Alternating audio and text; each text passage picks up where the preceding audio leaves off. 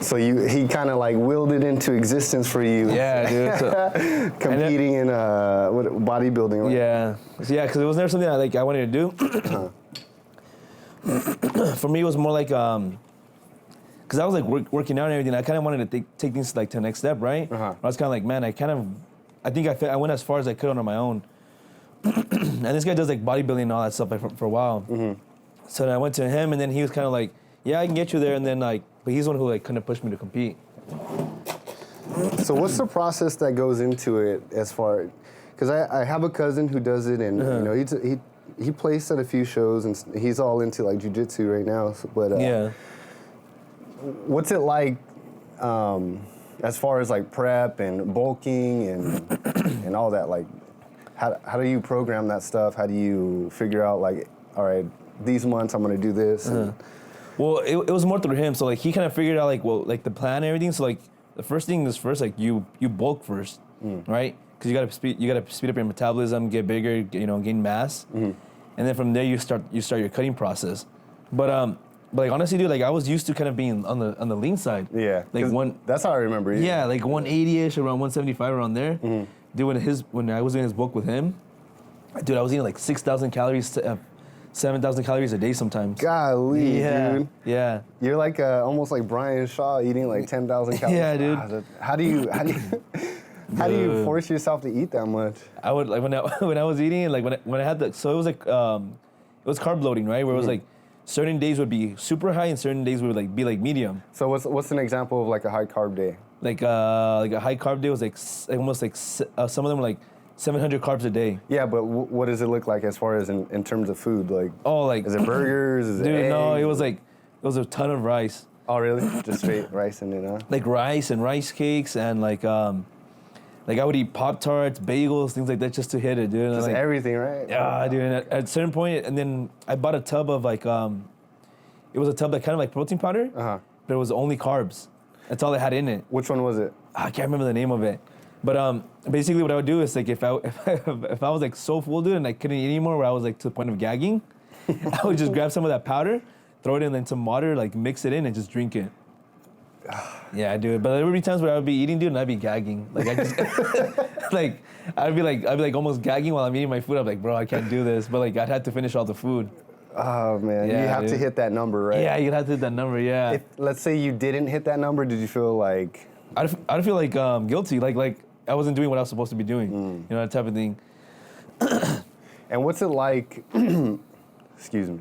What's it like? Prepping for all that, and because life doesn't stop. You still have like family parties. Yeah. Still, friends want to go out. Like, what's it like trying to stay committed during that? So honestly, dude, like during that time when it was time for me to start cutting, dude, I kind of everything else kind of went to the back burner, to be honest. Like you get in a place where you kind of have to like put everything aside. You know what I mean? Like you got to be willing to sacrifice your social life and then some of your family time just to like stay committed. Because I mean, a lot of times when you do all your social events and like you hang out with friends, hang out with family, I mean, 9 times out of 10 it's food related.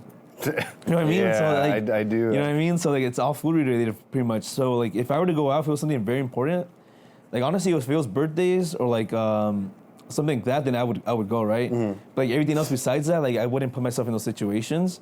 Just because it was just too difficult, man. Because I like how you phrase that right there. You put yourself. It's almost like like you don't want to put yourself in the way of sin, dog. Nah. Because it's true. You know, like I said, you have a family life and you have friends and they want to hang out with you. Yeah. And like you said, 9 times out of 10, it's all food related. Yeah. So it's hard in that aspect. But then also, dude, like during that time, it's like when you're prepping and all that stuff, it's a full-time job, man. It's like you're in the gym like 2-3 hours a day. You're doing cardio like 90 minutes a day. Sheesh. So it's like, man, like even when you have free time, it's like you're exhausted, man, because you're going to the gym 7 days a week. You're working out 6 days a week. You're doing cardio every day. So it's tough, dude. I bet. Yeah. So like you, in a way, you have to like. I don't know, you kind of have to sacrifice stuff because it's like it'd be impossible like to do all that. And then like for example, a few of my buddies had like a wedding or like a birthday. I would take my meals to the wedding. That's what you're gonna do with the Tupperware. Yeah, dude. I would bring my whole lunchbox, and had all my food in there for the night, and that's how I would have to do it. How much crap did they give you for doing all that stuff? Dude, a lot. Yeah. A lot. Look at this guy trying to do something with his life, trying to hit a goal he set for himself. What a loser. A lot of people were like, man, why are you going so extreme? And in the beginning, I didn't tell people that I was competing. So they just thought you were doing it as they just thought I was doing it just to be crazy, you know? You thought you were pulling a stunt at their wedding? Like, we got this pulled pork for you. Exactly. Dude, you know what? It's funny? Because it was literally pulled pork and barbecue for the wedding.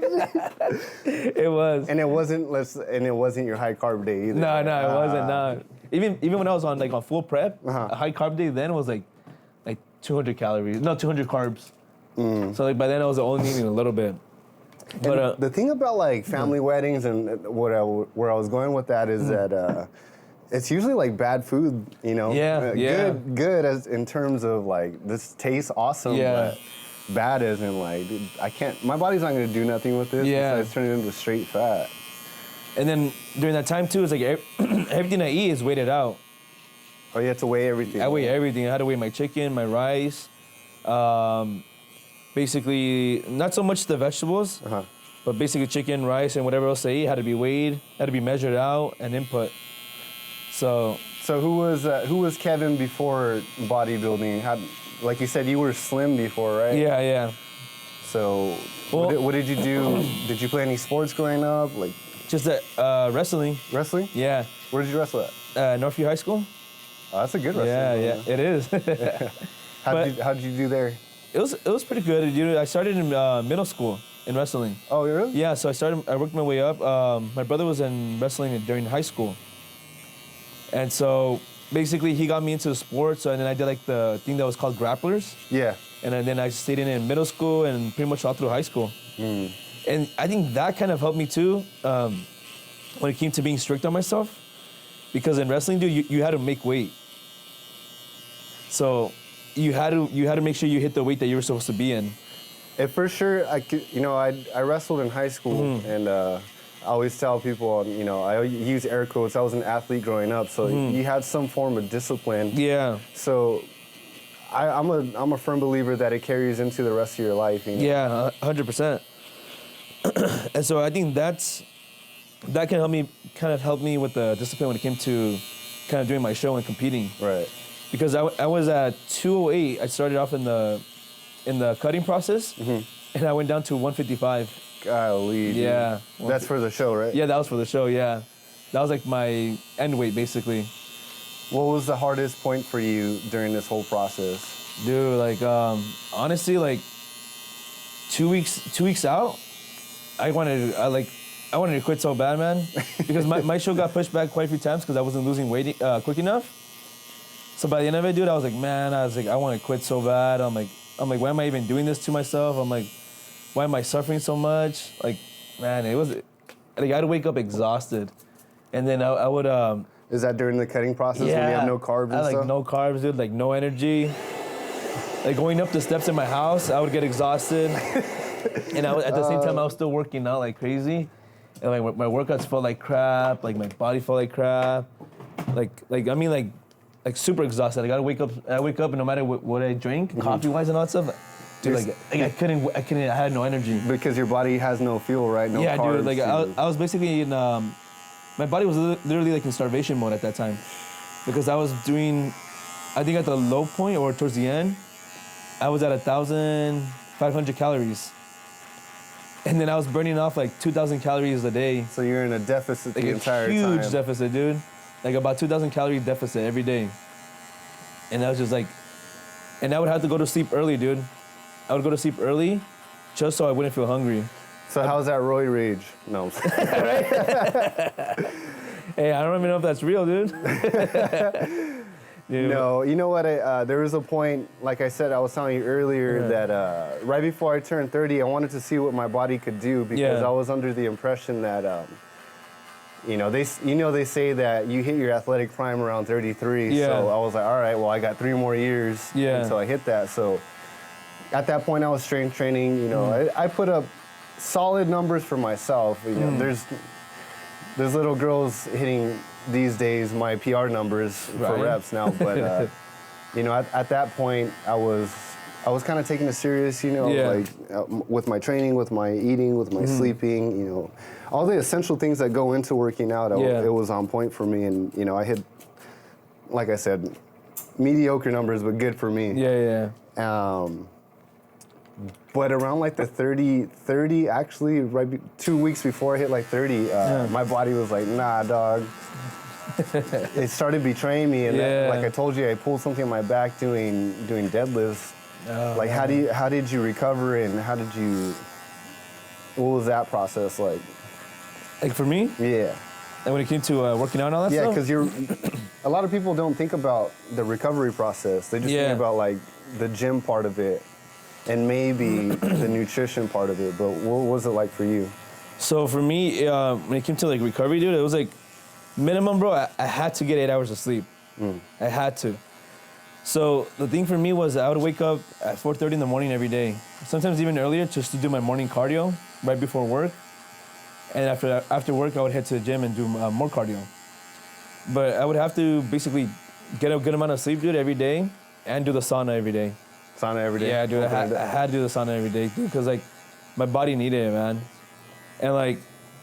And during that time, I think the most important thing was not just like the meals, hitting the meals right, but like sleep, dude. Sleep was super important, man. Like if I were to get anything less than like 7 hours of sleep, my body would feel the difference, man. Yeah. And then when it came to like working out, dude, like during that time, like I kept it safe, like really, really safe. So when you're like in that cutting process, like you can't really lift it. Well, I guess you can't even really lift heavy even if you wanted to, because like your strength goes down like a lot. Because you have nothing, right? You have nothing. You're just pulling from you're essentially like on a quarter tank of gas. Exactly. So like even then, even when if let's say you wanted to, like it would be dumb to do it. Like, cause like you're risking so much, you're risking injury and all that stuff. So I would keep everything not like relatively light, but like good. Moderate weight. Yeah, so moderate. Okay. And just focus a lot more on the contractions, right? Okay. Like feeling it where the muscle's supposed to contract and all that stuff. So like that's basically how I did it when it came to like when I was on that deficit, to like kind of focus a little bit more on the muscle. And that kind of helped me a little bit more with the recovery than doing something dangerous, like I don't know, like lifting way too heavy. So what are some common misconceptions about like bodybuilding and that you found in your experience? Honestly, like growing up, I felt like, oh man, like I felt like, oh man, anybody can do that. I'm like, oh, that's not hard to do. Like doing shows and all that, right? You see these buff people, you're like, oh, anybody can do that. Or like, you would look at them and people put on there like, oh, like on the comments, right? Like you see buff people are like, oh, that's steroids or whatever, right? And I'd be like, yeah, man. I'm like, yeah, it is. But then when you go through the whole process, you're like, bro, like steroids or no steroids, like shit is hard, dude. Yeah. Like it is hard because, yeah, those drugs and all that supplements will help you and all that. But like none of those are gonna help you when it comes to like you forcing yourself to get up at 4 a.m. to wake up and go run or something like that. You know what I mean? Yeah. Or to force yourself to like when you're exhausted, like force yourself to go into the gym when like you have like nothing left and you like don't want to go. Like that's like. It's like a mental thing, dude. And so like I always just see those people like on Instagram, they're all buff and all. I'm like anybody can do that. Anybody can do that, right? like all I gotta do is stay committed to it, right? It's like nah, dude. It takes kind of like a different. It takes you mentally into a different place, right? Where you're like, man, I gotta do it. And then I think it kind of unlocks like I don't know. I would say it does unlock a certain different like way of thinking. Because it's like, in your mindset, it's like, man, if you can do that, it's like, there's a lot of things you can do. So you think it opens up, in your experience, like possibilities to do more for things that you didn't think you could do before, since you already put yourself through such rigorous training, such discipline, grind mode, if you will? Yeah, you do like 100%, dude. Like, for sure. Because it's empowering. Bro, dude. Because, dude, like, when I tell you how difficult it was, like, man, like, I was so exhausted, and I would like I'd go run in the street sometimes, right? Like a light jog. Because I'd have to run like about 90 minutes. I just do 90-minute cardio usually. And I'd be walking in the street, dude, or like running. Dude, I have like people in their 60s passing me up on the trail. Like that's how exhausted I was while running, dude. Like I had no energy, and like older people were like passing me by, dude. And I have no idea how I was even able to do it. And when I finally like did the show and everything, and then like I got food in me and all that stuff, and I would go back to like doing my runs, right? Like, dude, that's when I realized like, dude, how bad I was, because when I would run, when I had energy and everything, dude, like, what took me like an hour and a half to run, when I was like on all the low carbs, took me like 40 minutes when I had actual energy. Yeah, it's your body's in survival mode, and it's trying to pull from everything, and then when you're filled up, your body could do a lot more, like, easier. I had that same experience. Not that I'm a bodybuilder or anything, but going back to wrestling, our school, in my experience, they didn't teach us how to like cut weight right, like you said. And there was one time we would come back from Christmas break, not one time, all 4 years, we'd come back like 10, 13 pounds overweight. So we had a dual meet against one of our rival schools, and I came back 13 pounds overweight. Dang. So I had to cut that in 3 days, actually. So I remember that during that 3-day span, I had maybe a bottle of water and two spoonfuls of rice. And like you said, we would do street runs, and the street run was like 1.5 miles, maybe 2 miles. And I remember I got to like the halfway point, and it felt like somebody was stabbing me in the stomach with a knife, because I was so hungry, so dehydrated, trying to push yourself. But so all you ate those 3 days was just some rice and water? That's it. Dude, that is crazy, bro. You know what? and wrestling, when it comes to that, it's no joke when you're in season. Like you're in those mats and all that. It's like steamy hot in there. That's exhausting, dude. And besides the runs, I was that dude wearing the bags in the room with the heaters on. And long story short, I made the weight, but I had to buy because they didn't have somebody to. Dude, so when I finally did eat, I threw up, and my body was in shock because it was like, "What are you doing to me?" Dude, yeah, this sucks. Yeah. Just to attest how hard it is to function when your body has nothing. That's how my body was. As soon as I finished the show, dude, man, that day, I ate so much, bro. Like, dude, like, I had one of my buddies owns a pizza shop right here. Actually in LA, it's called like Double or Nothing. Bomb, bro. Like, shout out Double or Nothing. Yeah. and he they make like an al pastor pizza. Really? Dude, it's so bomb. Like, and I had it once before, and I told him like, man, when you come to my show, like, dude, you gotta bring me that pizza, bro. Like, please. Instead of a bouquet of roses. Yeah, dude. I'm like, bring me pizza, bro. And so he came to the show and everything, and like as soon as it was done, dude, like as soon as I was over and everything, like I knocked out like 3 slices of pizza, dude, in the moment. And then from there, my girl, she had bought me like a bunch of snacks and stuff, and so I was over there munching like on cookies and like brownies with peanut butter, because I love peanut butter. I do too. Dude, like I love anything with peanut butter, bro. Like I'll eat it. Yeah. And so she bought me like a bunch of snacks, right?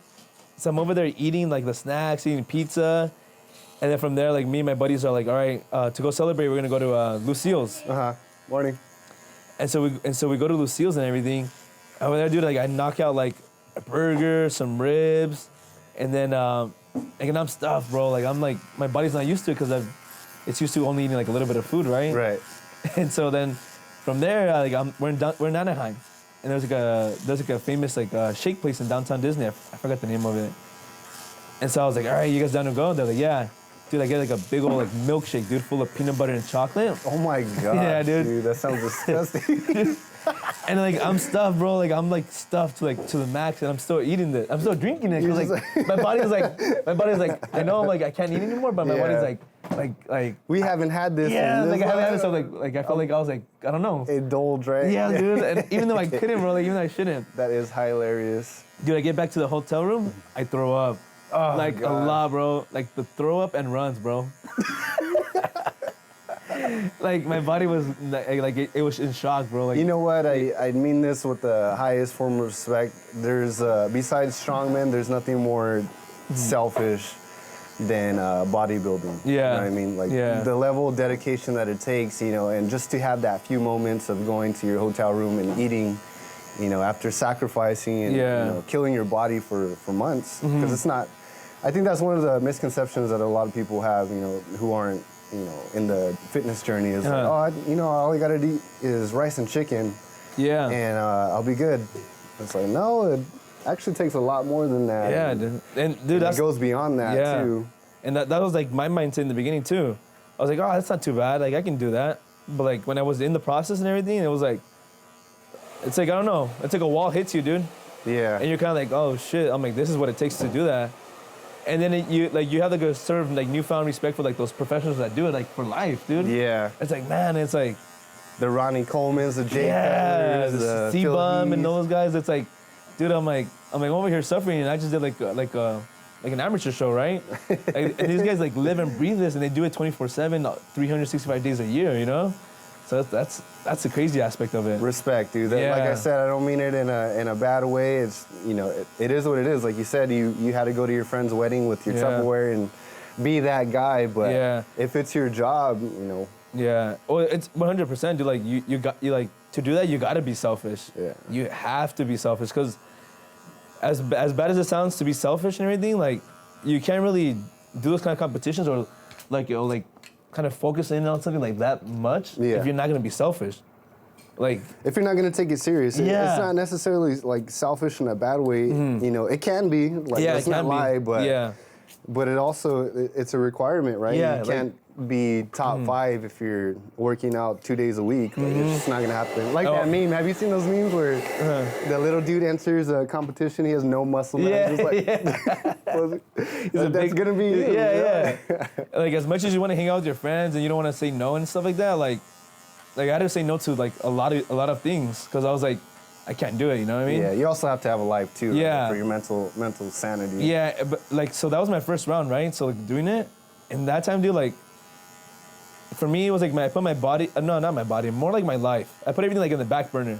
I was just waiting for that day to come, so I feel like I can go back to my normal living, type of thing. But that's just what, like, that's just the way it is, really. Like you, in a certain extent, you have no choice but to be selfish.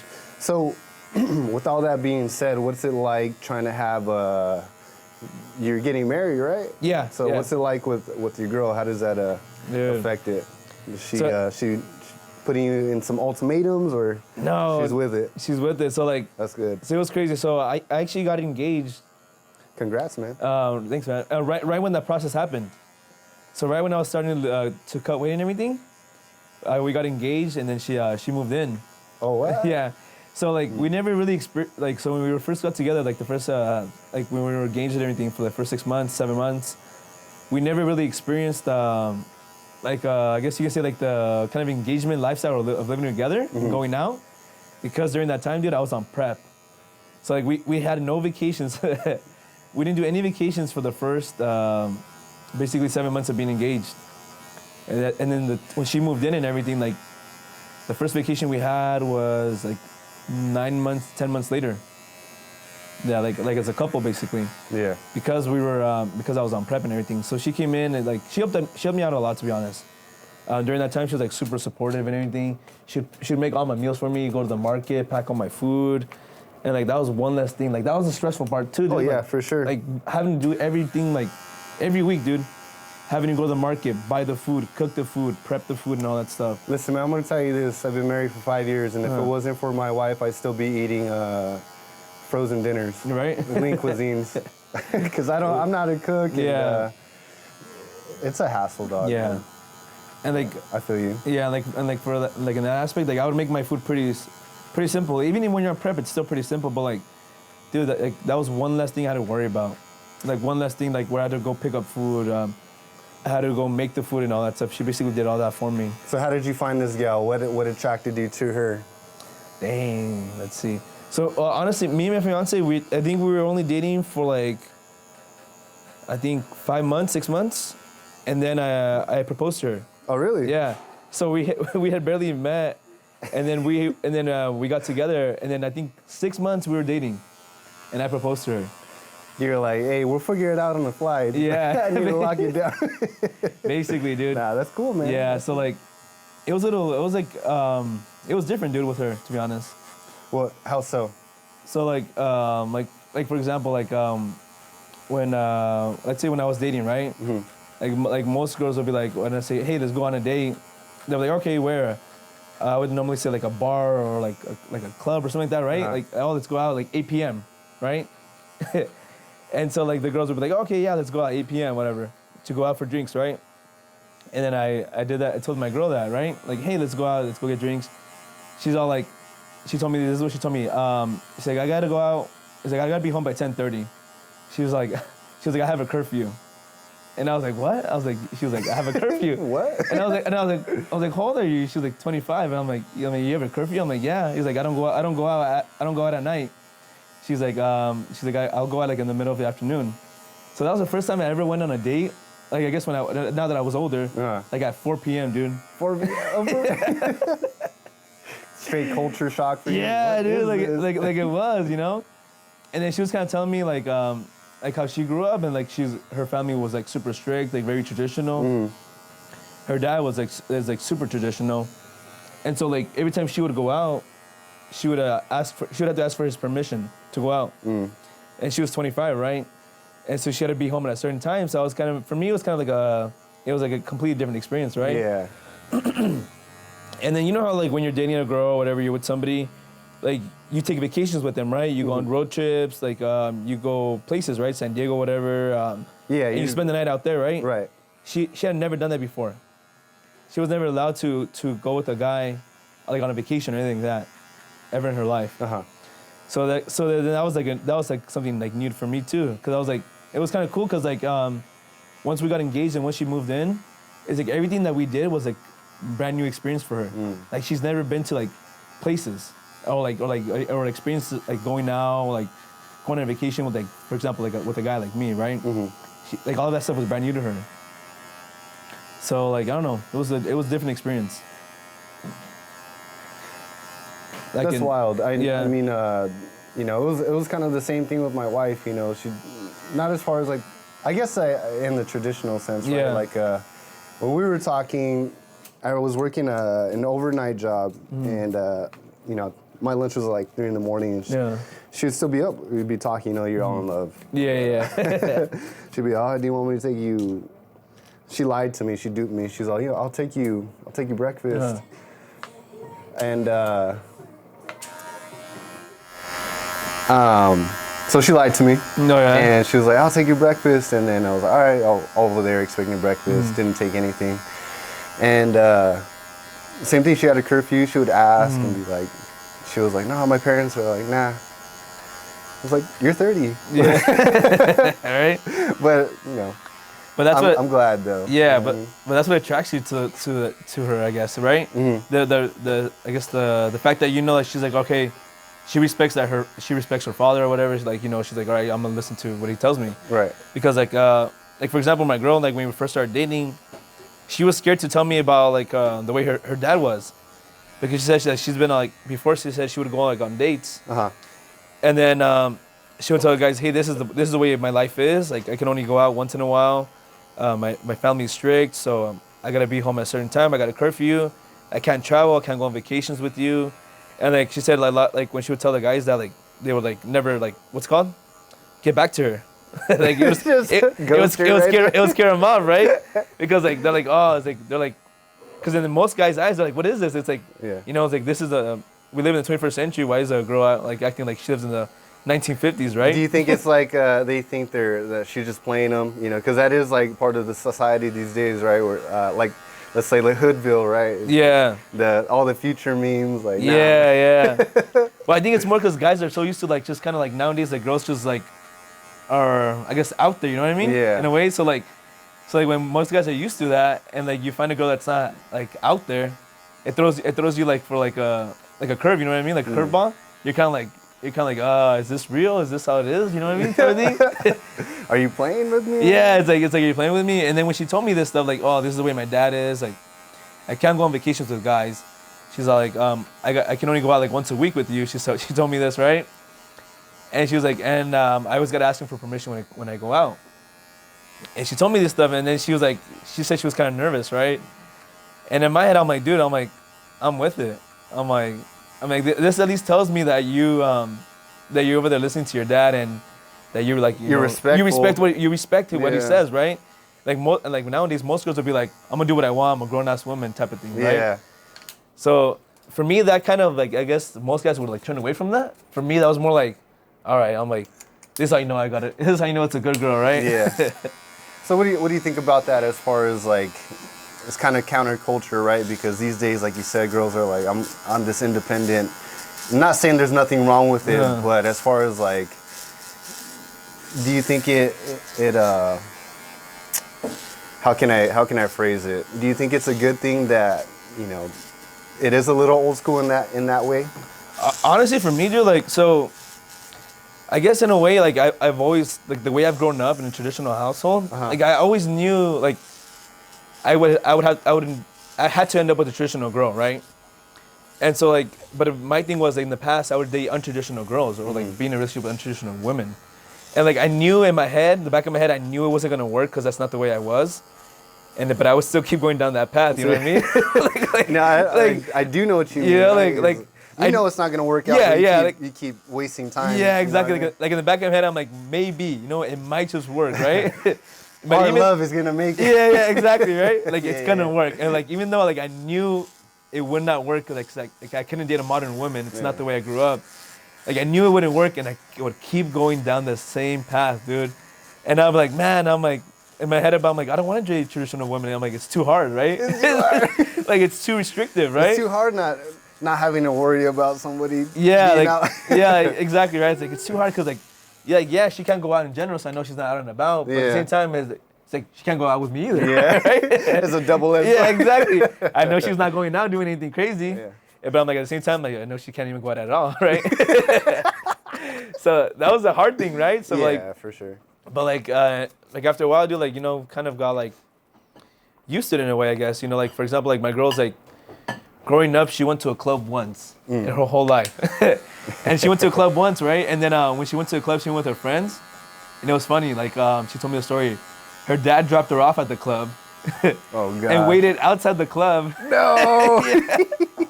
And then when the club was over, like he told her, like, oh, make sure you're out by 1 o'clock.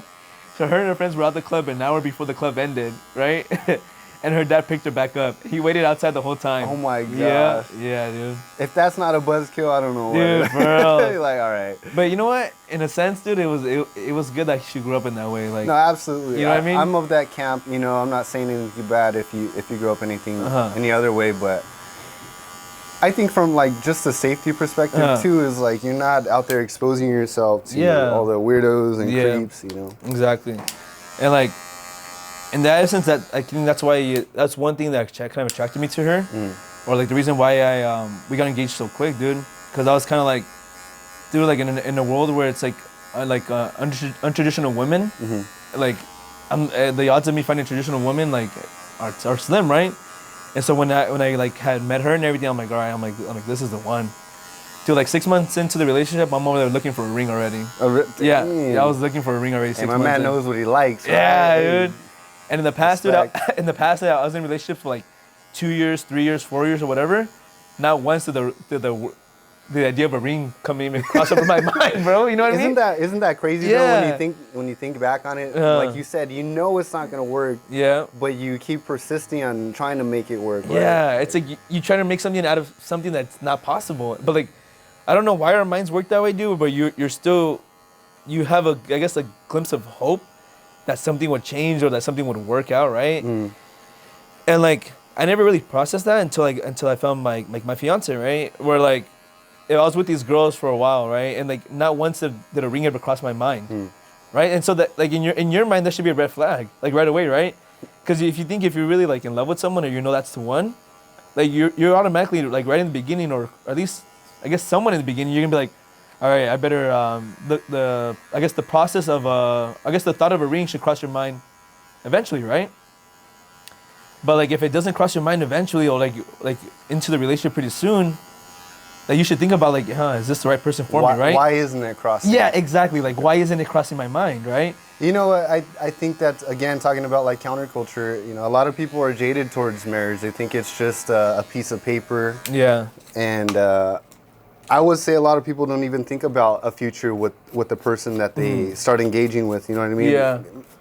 I think there's a lot of like one night stands, or you know, let's see what happens with this, as opposed to like what you would call like courting. Like, is this person am I compatible with this person, and where are we going with this? Yeah. You know? So it's like, unfortunately, it's a lot of people wasting each other's time, and then you know, making baggage for themselves in the long run. Yeah, exactly. You know, or jading themselves because, you know, I can't find the right guy, I can't find the right girl, you know, they can't handle me, this and that. And that's where you like kind of lose yourself, where it's like if you're constantly dating and constantly getting disappointed, you're gonna grow like I guess you can say bitter towards like women or men. You know what I mean? Yeah, you're jaded. Yeah. It hasn't worked out for you because you know, a lot of this is self-inflicting wounds, in my opinion. You know, and I'm not.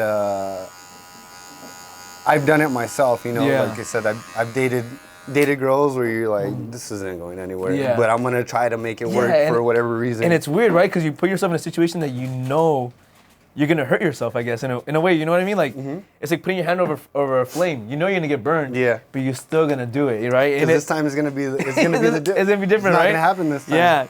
And even though you know like your personalities don't match, or like you have different views or on life or whatever, like that, and you should know right then and there. It's like, all right, this is like I should get out of this situation, but for some reason we don't. I feel you. You know what I mean? And then like, for example, when I was dating my fiance, like within the third date, me and her were talking about God, we're talking about family, and we're talking about like tradition and marriage, which is something like on a third date I'd never been in a situation on a third date where I'm talking about these things. Just right? like the ring, not even a cross your mind. Yeah. like it's not a situation that I talk about that, you know. But with her, it was like me and her were talking about these things early on in the relationship. So like even dating. Would it, in terms of like the aspect of God, how was that like? What did that conversation look like? Well, for me, dude, like honestly, it was like for me, it was important for her to say like, you know, I believe in God and all that. Like I wouldn't be able to date a woman that in no aspect believes like in God or you know Christianity or something like that, right? My fiance, she grew up Catholic though, but I was more on the Christian side. But to be honest, when I went to college and all that stuff, I kind of left like Christianity and all that. So I was kind of out and about in the world, right? And I was in a place where I kind of wanted to go back to church, right? But like I was scared to take that first step back into it, if that makes sense. Why is that? What do you think? Honestly, dude, like when I was thinking about going back to church and I was like hesitant to do it, like I guess you can say in a way like I felt like, I don't know, naked or like dirty. Do you feel like hypocritical? Yeah, like you know that you're not living right. And yeah, exactly. And for me to take that first step and then realize like, well, I think it was more like kind of scared, where I was like, if I take that first step back into church, I'm gonna realize how bad I've been living my life. If that makes sense, you know what I mean? Yeah. Where like everything gets exposed. You know, when you go to church, like you expose everything. You expose like your sins, like the lifestyle you've been living. I'm exposing you're comparing your life to a standard of perfection, and you know that you're not reaching it. Yeah. And so that was like the biggest fear. I'm like, if I go down this path of going back to church, like I got to go all in, right? Yeah. And that was the scary part about it, right? Where it's like, man, I'm not gonna go out party. I'm not gonna be out there drinking. I'm not gonna be out there doing those things. I gotta like go dive into it, right? Yeah. And so like a part of me wasn't ready for that. Like I'm like, I know if I go into it, I gotta go all in. And so that was like the biggest part of me that was like scared about going back to church, was like realizing all the stuff that I've been doing before, right? You know, talking about misconceptions, I think a lot of people think that, and they don't realize that it's a hospital for the sick. So they think you have to be, you have to clean yourself up as if you could. Yeah. And then go into it, and right? then go into it. Yeah. When in reality is, the Bible says, "Come as you are." Yeah. And it's not that you're gonna fix yourself. If that were the case, you could have did it already. But can't. Yeah, exactly. You need an outside force to clean you. Yep, exactly like what you said. It's a hospital for the sick, not the ones that are healthy. Yeah. And that was my mind to the beginning. I was like, you know, I'm not worthy of it yet. Yeah. So then, but you're not. Yeah, it's true. and even to this point, I'm still not worthy of it. Like, and I'll never be worthy of it, right? Yeah. Like I'll never be worthy of like, you know, God's love and all that stuff, right? But like, yeah, you know, here I am, right? So like, but in the moment when I was first like contemplating going back in, that was my mindset. Like, oh, I'm unworthy. And then now that I'm in here, I'm like, I know 100%. I know I'm unworthy. You know, like and that doesn't change. Like yeah, it doesn't change anything. Like God. I'm still unworthy, right? And I'll forever be unworthy of it. But so what was it like trying to find a church? So okay, so basically how it happened was, so since my girl, she grew up Catholic, right? And she wanted to go to. She wasn't so much into Catholicism, like going to church as much. But the point where we were dating, she was kind of like, man, she's like, something in me is telling me I want to go to church. That's what she was telling me, right? And so she started little by little, she started going back to Catholic church. And then in my head, I was like, man, I'm like, that was kind of like a calling to me, where it was kind of like, all right, I'm like, you as a man, it's like, if your girl wants to go to church, it's like, I got to step up and bring her to my church. Because if she's going to go to church, I want her to go to Christian church. Right? That was like my mindset, right? If we're going to go to church, let's go to a Christian one. And the fact that she wanted to start going to church is what pushed me to go to church.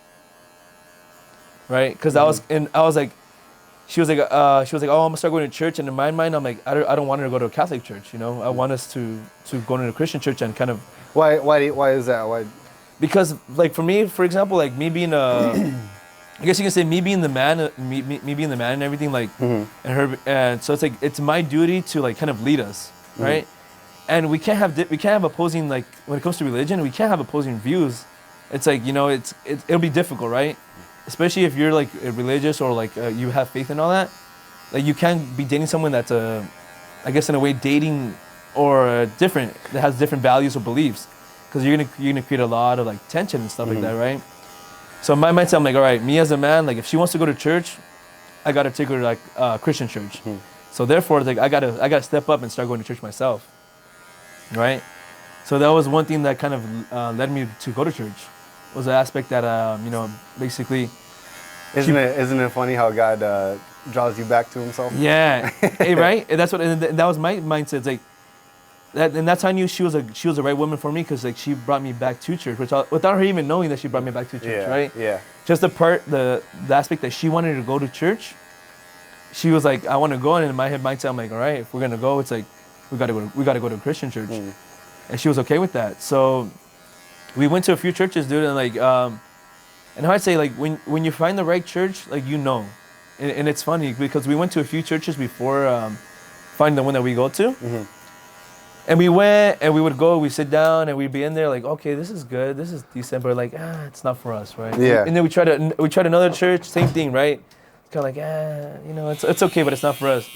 But as soon as we went to Calvary Chapel right there in Diamond Bar, and we walked in, we went to the service and everything, like it was funny, I won't forget. We both looked at each other, and we were in the car, and we're like, yep, this is the one for us. and like we both automatically knew it was the one for us. You know what I mean? That's awesome, man. I'm glad to hear that. And that's a trip, dude. Like how you know when something's for you and it's meant for you, like God tells you it's meant for you. That's crazy, you know, because yeah, I grew up going to a church. You know, I didn't become a believer till I was like 19 though, and even then it was still an arduous journey of, you know, figuring out what it looks like to walk with Jesus, and it's not as easy as, you know. Oh, I go to church on Sunday and that's it, I'm good. Because it's not. It's a lifestyle. It's every day you're picking up your cross and you're conforming to the image of Christ, right? Yeah, how He calls you. That being said, now you go and you try to insert yourself into another group of people who are also broken and messed up. And I think one of the misconceptions that we're talking about is like there is no perfect church. Like there's always going to be quirky people and stuff. The thing is like finding that church that you want to be in the quirkiness with. It's a process. Like I said, I grew up in church, and and when I came back, we started going there. I met my wife there. Oh, nice. And you know, a few years later, I felt like it was time to go somewhere else. Yeah. You know, like you said. You have a calling, right? Yeah, You that have calling to- is like, all right, there's nothing wrong with it. Just It's different, yeah. it's just time for something else. Yeah, and like for me, it was the same way because I grew up Christian. Like I grew up in a very traditional, hardcore kind of Christian family where I was born into it, where it's like all we read was the Bible, right? We weren't allowed to watch certain shows. We weren't allowed to listen to certain music. Yeah, we're strict. Yeah, no, we were strict. Like every night, my mom would read the Bible to us, that was like our bedtime story, the Bible. Oh, really? Yeah, and so like when growing up that way, dude, like man, like I looked back at it and I said I hate it. Like yeah, I guess you can say I hated it, right? I was like, man, I want freedom. I want to live the way people live. Like I wasn't allowed to go to my friends' houses that were not Christian. Oh, really? Yeah, I wasn't allowed to sleep over doing that. Everything I do had to be with my Christian friends and like I had to hang out with like Christian people, right? Yeah. And like I grew up like that for like 18 years, man. And like growing up like that, I'm like, man, I hate it. I was like, man, I don't want this. I want something else. I want to live life. But then like it's funny how everything comes around full circle, right? Where it's like now that I'm older and I'm going back to church and all that stuff, it's like now it's more like, man, like if I were to have kids, I'm gonna raise them Christians.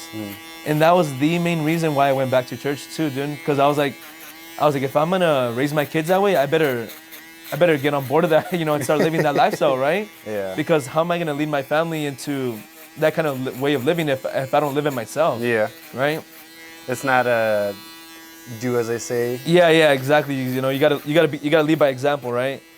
And so like, and it's funny how everything goes full circle. And like growing up, I was kind of like, oh man, I don't want that lifestyle. And I looked at my parents. I'm like, why do we do this for? Like, right? You know what I mean? Like, because you don't understand. Yeah, you don't understand. And then like look back at it, I'm like, man, I'm thankful I grew up that way. Absolutely. I'm thankful I grew up like the way I did, because in a way it taught you certain morals and values, right?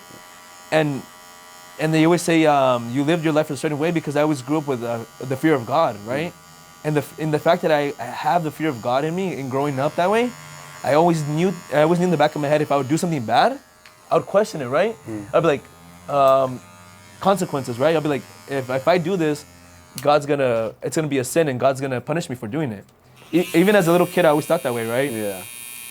And I think that as a young kid kind of stopped me from doing a lot of things, right? Like as a young kid, like stopped me from like, So you mean you had a conscience, right? Yeah, exactly. Like, and church gives you that conscience in a way.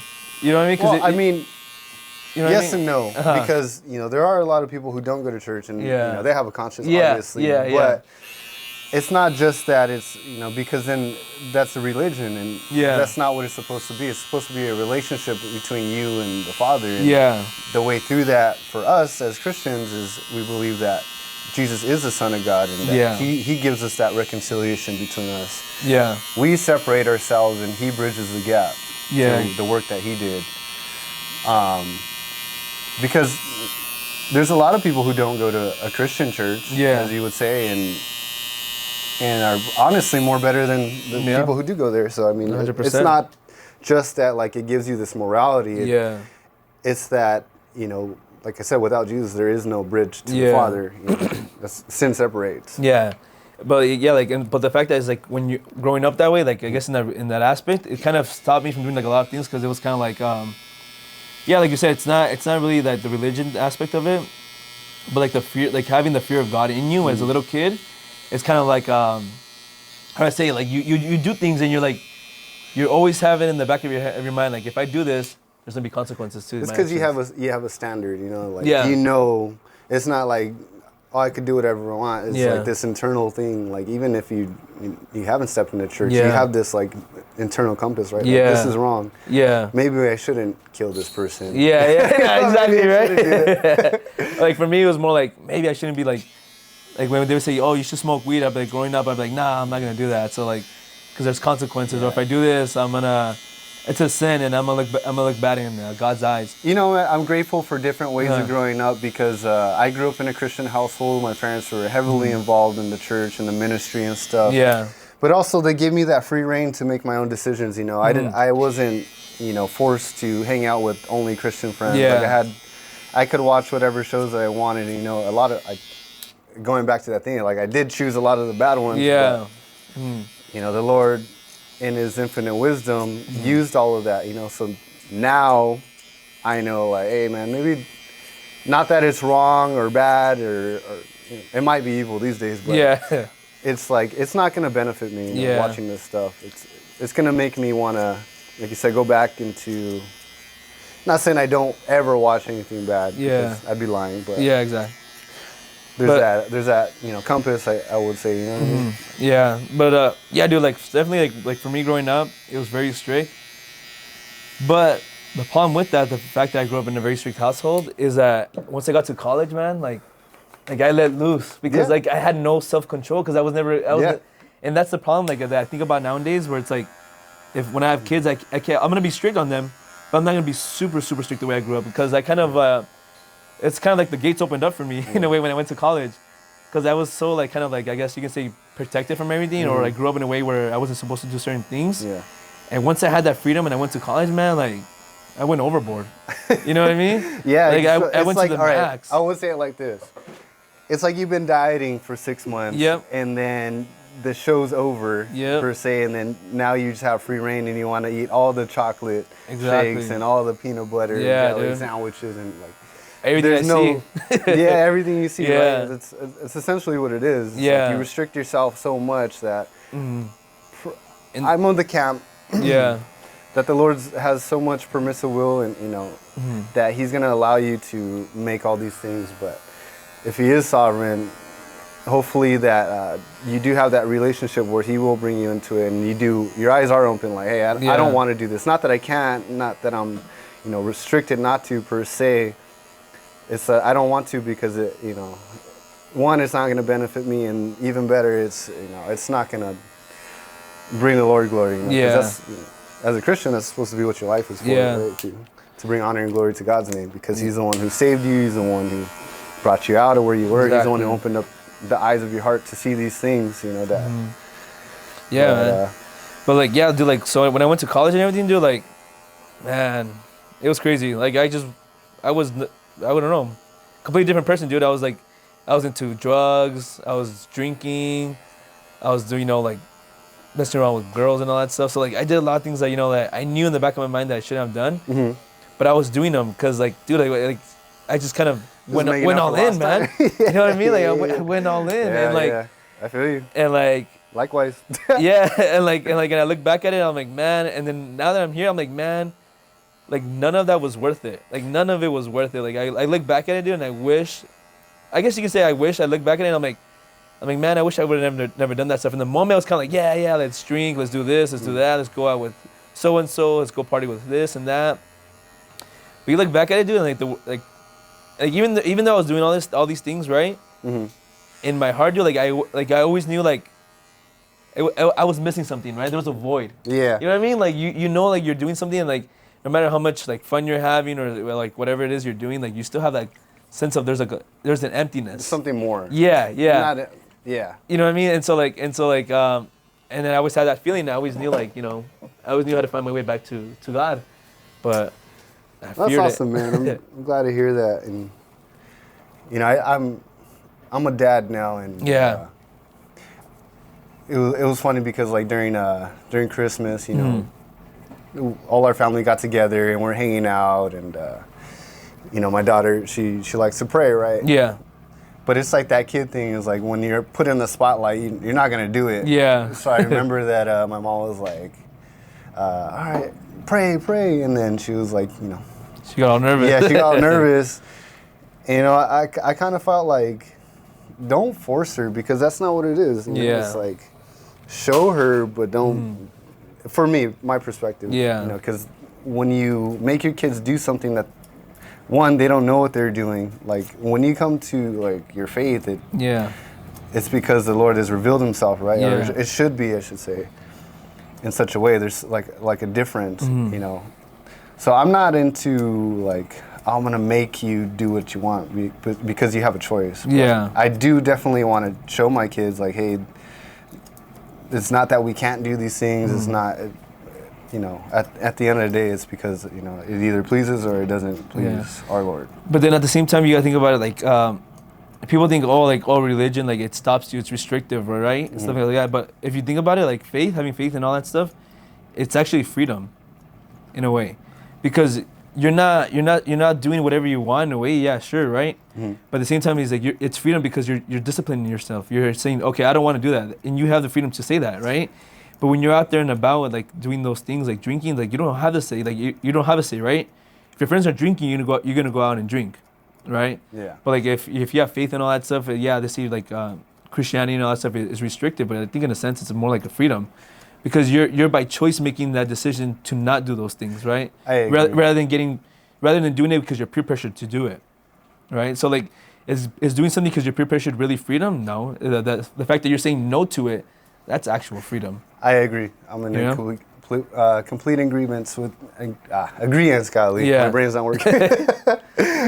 No, and that is the true freedom, right? That you're no longer bound to those things. Like you have to do it. Yep. Now, it's not saying you won't ever do it again, but you don't have to.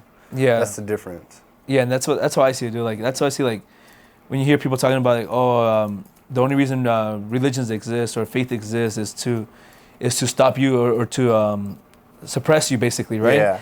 But it's like, no, dude. I'm like that opens up a whole new window to you, like a whole new life, because it's actual freedom, because you're restricting yourself in certain ways, but you're doing that by choice. Well, the Bible calls it denying the flesh, right? Yeah, and it's denying the flesh in the sense that, like I said, like Paul says, all things are open to me, but not all things are profitable. Exactly. Like, I could drink a cup of gasoline too, but it doesn't mean I should, right? Just because I can doesn't mean I should. Yeah, and like what you said, like it's open to the flesh, but doesn't mean I should. Like for example, you see all these people talking about like I say no, like I sleep with a bunch of women, or like I'm dating, or I have a girlfriend, but I'm cheating on her at the same time. Yeah. It's like I got a bunch of girls on deck, but I have a girl too, right? Uh-huh. It's like, yeah, I'm like that's easy to do.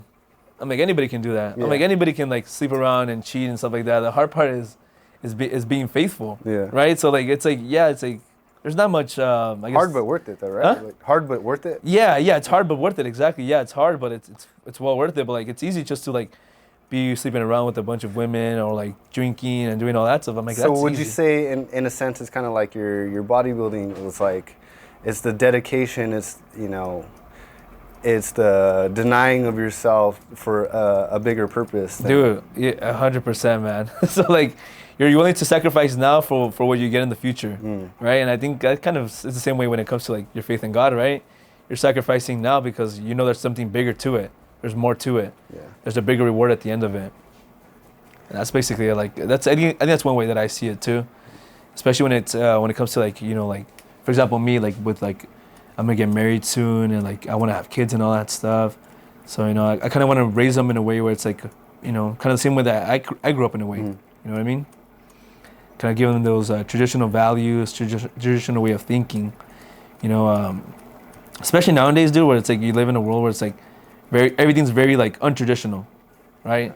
Like everyone's kind of like selfish, and like guys are doing what they want. Guys aren't being men nowadays, right? And then you have women acting like more like men, like, you know what I mean? Like, you have everybody all crisscrossed. Yeah, crisscrossed. Doing like, what the heck? What is going on? And that's the hard aspect of it, because it's like the fact is, like, I think it's kind of a lot more on men, where it's like kind of they kind of, we're failing in a way, or we're not doing what we're supposed to be doing, and therefore that's why women are not stepping up and being more like. I see it similar to that, where the men aren't doing the things that we're supposed to be doing. Yeah. So women are taking up that mantle, and in God's economy, it's not like that, right? Yeah. One's not above each other, like we're equal, but we have different roles, right? Yeah. And those different roles play into a bigger aspect of life and community, and so now when you see that fraction of traditional roles. Not saying like girls can't have a job or vote. Yeah. That's not what I'm saying. What I'm saying is like most are better intended, better suited for specific things than a man would be, or vice versa. Exactly. It's like, yeah. I don't know what to do. I just throw my hands up and say, Lord, you take it. You take it, right? Yeah. Well, thanks for coming on, my brother. All right, man. Appreciate it. Heck yeah.